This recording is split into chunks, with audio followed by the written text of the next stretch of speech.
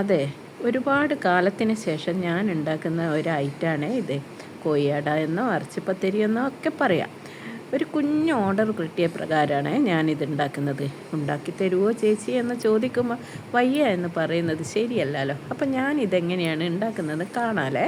അപ്പോൾ ഒരു പാനിൽ ഇത്തിരി ഓയിൽ ഒഴിച്ച് ഇഞ്ചി വെളുത്തുള്ളി പേസ്റ്റ് ഇട്ട് അതൊന്ന് പച്ചമണം മാറി വരുമ്പോൾ പൊടിയായി അരിഞ്ഞ സവാള അങ്ങോട്ട് ചേർത്ത് കൊടുക്കുക.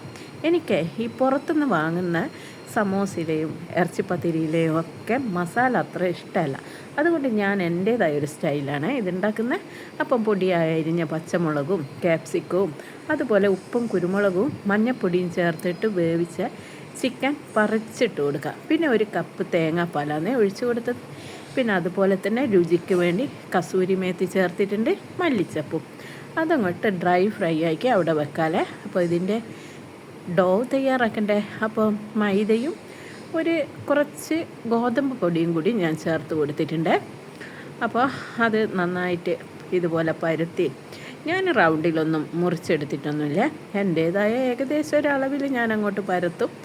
എന്നിട്ട് ഇതാ ഫില്ലിങ്സൊക്കെ വെച്ച് കൈ കൊണ്ടൊന്ന് അമർത്തി, ഇടയ്ക്ക് ഞാൻ ഫോർക്ക് കൊണ്ടുവന്ന് അമർത്തി കൊടുക്കുക.